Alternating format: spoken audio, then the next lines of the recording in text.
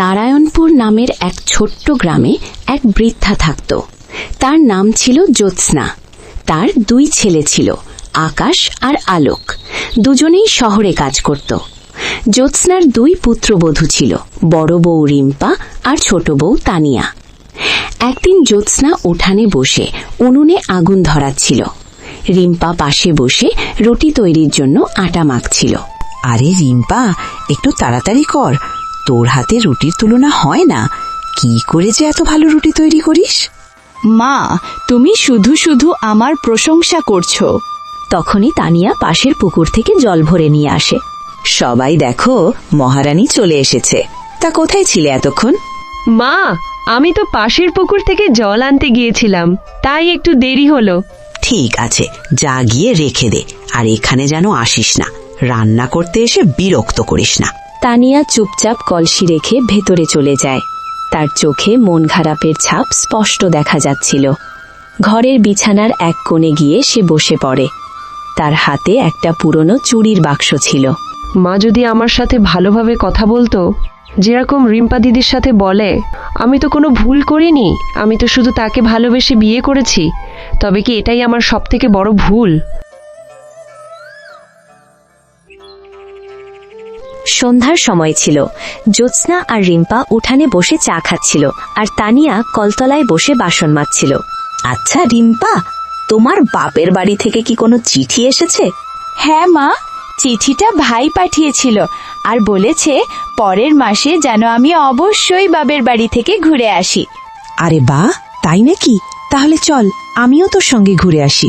তখনই তানিয়া বাইরে আসে আর হালকা গলায় বলে, মা, আমিও কি নিজের বাপের বাড়ি ঘুরে আসবো?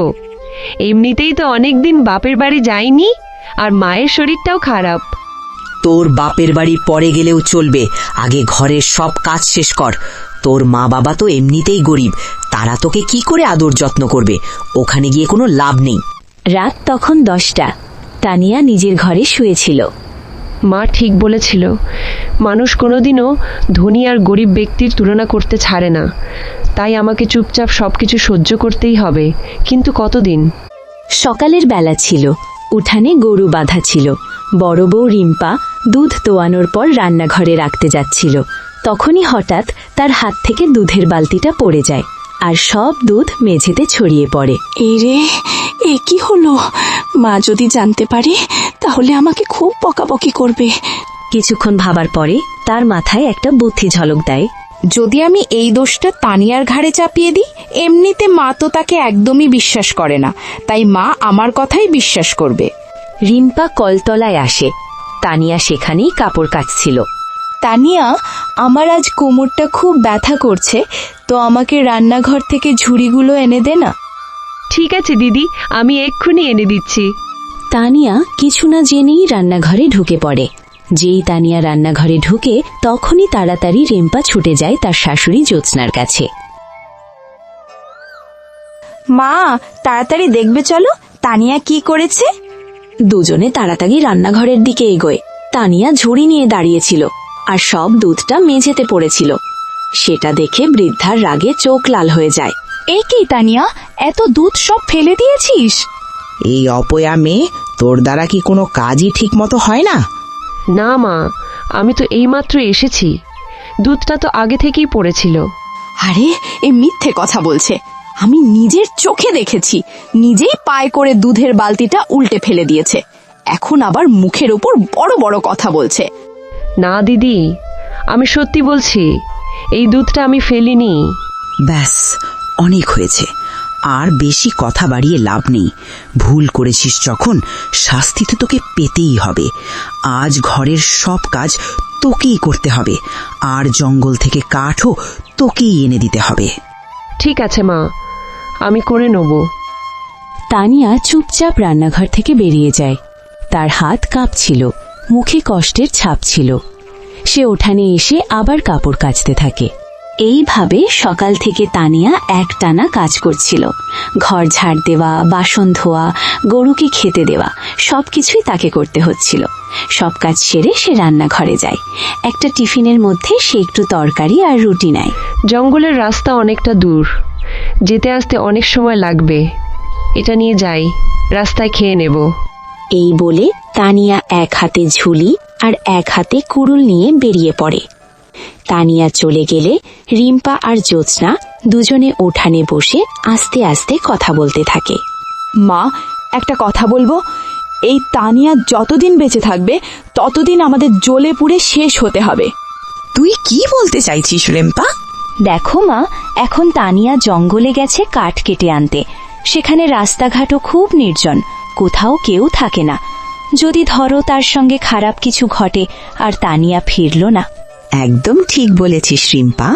যদি সত্যি তানিয়ার কিছু হয় তাহলে আমি আমার ছোট ছেলের আবার কোনো ভালো ঘরে বিয়ে দিতে পারবো। হ্যাঁ মা, এটাই সুযোগ। জঙ্গলের কাছে একটা গভীর কুয়ো আছে, সেখানে ধাক্কা দিলে সে আর বাইরে বেরোতেও পারবে না, আর কেউ খুঁজেও পাবে না তাকে। দেখ, সেসব তো ঠিক আছে, কিন্তু এখন এসব কিছু করলে হবে না। সময় এলে ধীরে ধীরে সবকিছু আমাদের ইচ্ছা অনুযায়ী হবে। অন্যদিকে তানিয়া জঙ্গলের পথ ধরে কাঠের সন্ধানে যাচ্ছিল। তখনই সে মনে মনে ভাবে, যদি দিদি আর মা আমাকে বুঝতো, আমি তো তার পুত্রবধূ নয়, মেয়ে হতে চেয়েছি। কিন্তু সে জানত না তার কাছের মানুষগুলোই তার এত বড় ক্ষতি চাইছে। তখন ছিল দুপুর।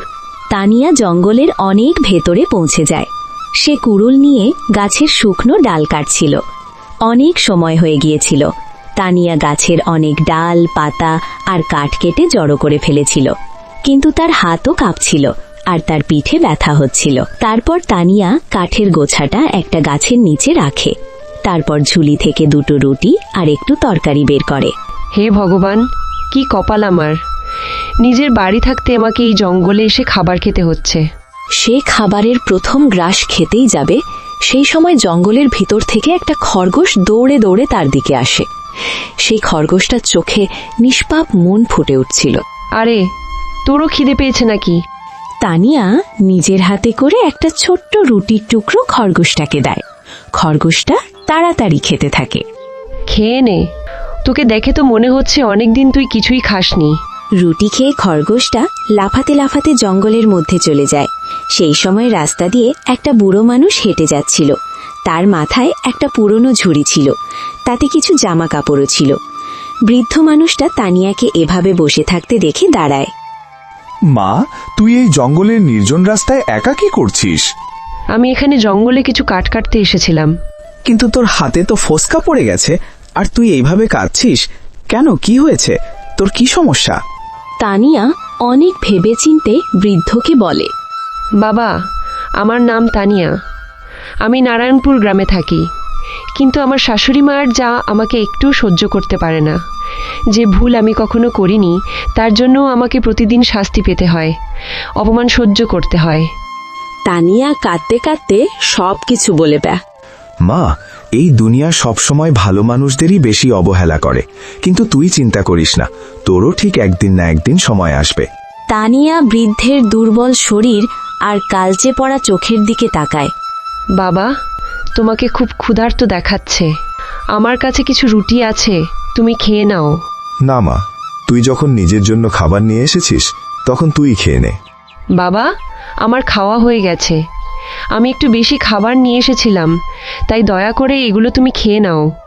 তানিয়ার অনেক অনুরোধে বৃদ্ধ অবশেষে রুটি আর তরকারি খেয়ে নিল। খাওয়া শেষ করে তিনি গভীর গলায় বললেন, মা, সবসময় মনে রাখবি, কোথাও কোনো বিপদ হলেই অবশ্যই ভগবানকে স্মরণ করবি। ভগবান বিপদের সময় সব সময় আমাদের রক্ষা করে, শুধু নিজের মন থেকে স্মরণ করবি। বাবা, তুমি কি ঠিক বলছো? হ্যাঁ, আমি ঠিক বলছি মা। যে শুদ্ধ আর নিষ্পাপ মন দিয়ে ভগবানকে স্মরণ করে, ভগবান তাকে সব সময় বিপদমুক্ত রাখেন। ধন্যবাদ বাবা, তুমি যে কথা বললে আমি সেটা অবশ্যই মনে রাখব। ঠিক আছে মা, এবার তুই যা, ভগবান তোর মঙ্গল করুক। তানিয়া জঙ্গলের পথ ধরে বাড়ির দিকে রওনা দেয়। বৃদ্ধটা সেখানেই দাঁড়িয়ে তার চলে যাওয়া দেখতে থাকে। তার চোখে যেন অদ্ভুত এক রহস্য লুকিয়েছিল। সন্ধ্যার সময় সারাদিনের খাটাখাটনির পরেও তানিয়া বাড়ির সবার জন্য খাবার তৈরি করে। কিছুক্ষণের মধ্যেই খাবারের সুগন্ধে গোটা বাড়ি ভরে যায়। মা, রান্না হয়ে গেছে, তোমরা সবাই এসো, খেতে বসো। এরপর জ্যোৎস্না আর রিম্পা এসে একসঙ্গে খেতে বসে আর তানিয়া তাদের খাবার পরিবেশন করে। তাদের খাওয়া শেষ হলে তানিয়া বাকি থাকা খাবারটুকু খেয়ে নেয়। তারপর সব কাজ সেরে চুপচাপ নিজের ঘরে গিয়ে শুয়ে পড়ে। তখন গভীর রাত, বাড়ির সবাই গভীর ঘুমে আচ্ছন্ন। ঠিক সেই সময় হঠাৎ এক অদ্ভুত আওয়াজ শোনা যায়। মা, এটা কি আওয়াজ ছিল? মনে হয় এই আওয়াজটা বাইরের দরজা থেকে আসছে। হ্যাঁ, সেটাই তো মনে হচ্ছে। মা, তানিয়াকে দেখতে পাঠাও, মনে হয় কোনো কুকুর বিড়াল ঢুকেছে। তারপরে এত আওয়াজ শুনে তানিয়াও বাইরে বেরিয়ে আসে।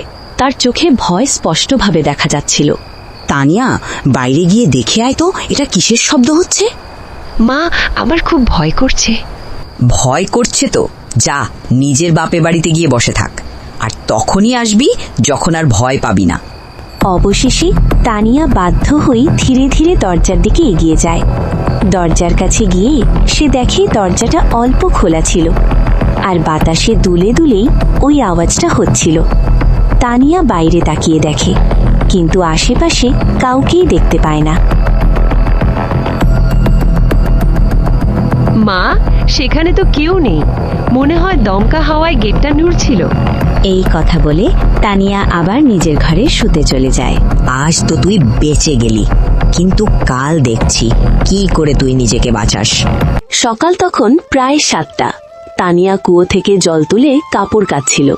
ঠিক তখনই এক প্রতিবেশী কাকিমা সেখানে এসে দাঁড়ালেন। তার মনটা ছিল খুবই নরম ও দয়ালু। আরে জ্যোৎস্না, আমার ঘরে চিনি ফুরিয়ে গেছে, তোর কাছে থাকলে একটু দে না, দোকান থেকে কিনে আনলেই তোকে দিয়ে দেব। হ্যাঁ সুমনা, তুই বস, আমি এক্ষুনি নিয়ে আসছি। জ্যোৎস্না ভেতরে চলে যেতেই কাকিমা ধীরে ধীরে তানিয়ার কাছে গিয়ে আস্তে করে বললেন, তানিয়া মা, তুই এত কিছু কি করে সহ্য করছিস? তোর শাশুড়ি আর যা তো তোকে একটুও শান্তিতে থাকতে দেয় না। কাকিমা, কাকে আর বলবো আমার কষ্টের কথা। আমার স্বামী তো 6 মাসে একবার বাড়ি আসে, আর আমার মা বাবাও খুব গরিব। আমি যদি তাদের এসব বলি, তারা শুধু চিন্তাই করবে, কিন্তু কিছুই করতে পারবে না। কিন্তু মা, সব সময় মুখ বুজে সব সহ্য করাটাও ঠিক নয়। কাকিমা, আমার ভগবানের ওপর সম্পূর্ণ ভরসা আছে, তিনি একদিন সবকিছু ঠিক করে দেবেন। কিছুক্ষণ পরে জ্যোৎস্না চিনি নিয়ে ফিরে আসে। তাকে আসতে দেখে কাকিমা ধীরে ধীরে তানিয়ার কাছ থেকে সরে দাঁড়ায়। নে সুমনা, এটা নিয়ে যা, আর যদি আরো দরকার হয় তাহলে আবার নিয়ে যাস। ঠিক আছে, আমি তাহলে এখন আসি। একবার দাঁড়া, আমিও যাব, আমার ওদিকে একটা কাজ আছে। জ্যোৎস্না কাকিমার সঙ্গে চলে যায়। কিছুক্ষণ পর সে একটা বাক্স নিয়ে ঘরে ফিরে আসে। তখন রিম্পা উঠানে বসেছিল। মা, তোমার হাতে এটা কি? আগে বলতো, তানিয়া কোথায় আছে? সে তো বাজারে গেছে সবজি কিনতে, কিন্তু এই বাক্সটার ভেতরে কি আছে?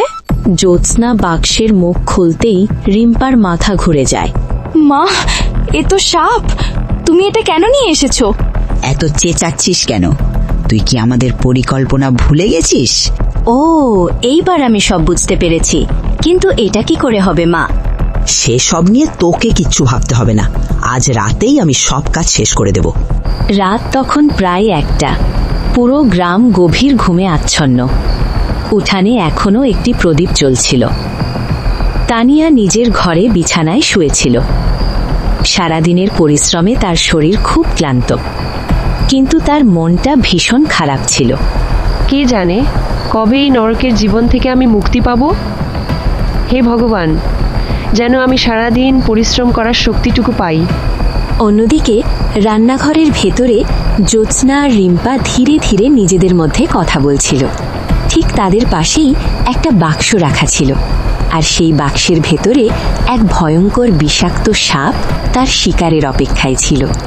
মা, যদি সাপটা আমাদেরই কামড়ে দেয় তাহলে কি হবে? চুপ কর একদম, ভয় পাস না। আজ এই কাজটা ঠিকভাবে সম্পন্ন হলে সারা জীবন ভালোভাবে দিন কাটবে। কিন্তু মা, যদি তানিয়া হঠাৎ তাড়াতাড়ি উঠে পড়ে তাহলে? আমার তো খুব ভয় করছে। এখন তো মাঝরাত্রি, তানিয়া গভীর ঘুমে আচ্ছন্ন।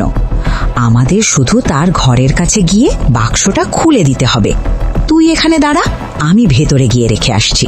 দুজনেই আস্তে আস্তে তানিয়ার ঘরের দিকে এগিয়ে যায়। জ্যোৎস্না তানিয়ার মৃত্যুর পরিকল্পনা করেছিল, কিন্তু নিজের পাতা ফাঁদেই যে সে নিজেই আটকে যাবে তা সে কল্পনাও করেনি। হঠাৎ অন্ধকারে তার পা হোঁচট খেয়ে যায়, আর সে ধপ করে মাটিতে পড়ে যায়। তার হাত থেকে বাক্সটা ছিটকে পড়ে খুলে যায়, আর ভেতর থেকে এক বিষাক্ত সাপ বেরিয়ে আসে। ক্ষুধার্ত সাপটা মুহূর্তের মধ্যেই জ্যোৎস্নার দিকে তেড়ে আসে এবং তাকে কামড়ে দেয়। জ্যোৎস্না যন্ত্রণায় ছটফট করতে থাকে।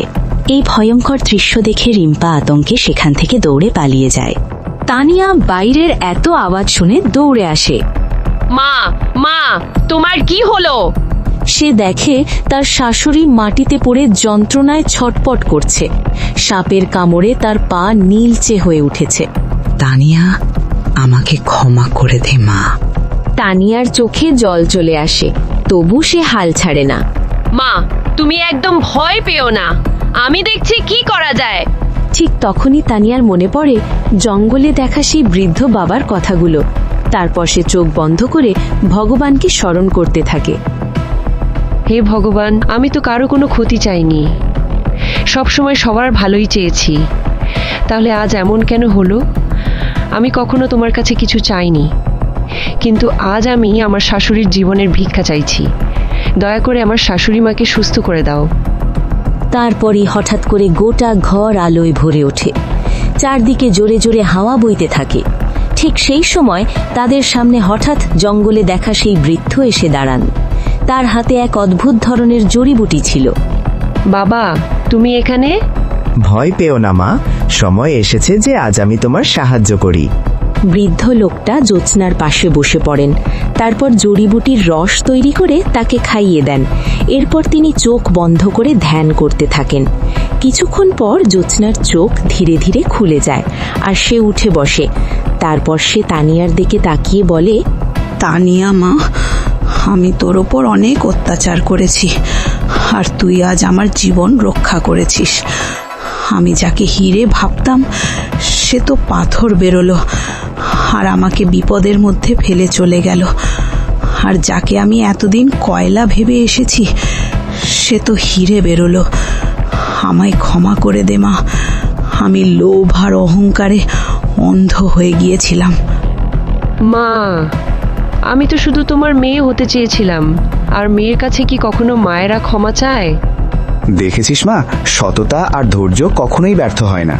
সকাল হতেই সারা গ্রামে খবর আগুনের মতো ছড়িয়ে পড়ে, আর রিম্পা ভয়ে পেয়ে রাতেই তার বাপের বাড়ি চলে যায়। তারপর থেকে সে আর কখনো ফিরে আসে না।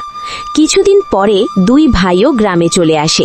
জ্যোৎস্না সবার সামনে সত্যিটা স্বীকার করে নেয়। তাই সর্বদা মনে রাখবে, যেমন কর্ম করবে তেমনই ফল ভোগ করতে হবে। যে অন্যের জন্য গর্ত খোঁড়ে, একদিন না একদিন সে নিজেই সেই গর্তে পড়ে যায়। আর যে সততার সাথে ভালো কাজ করে, ভগবান সর্বদা তাকে রক্ষা করেন এবং তাকে সফল ও সুস্থ রাখেন।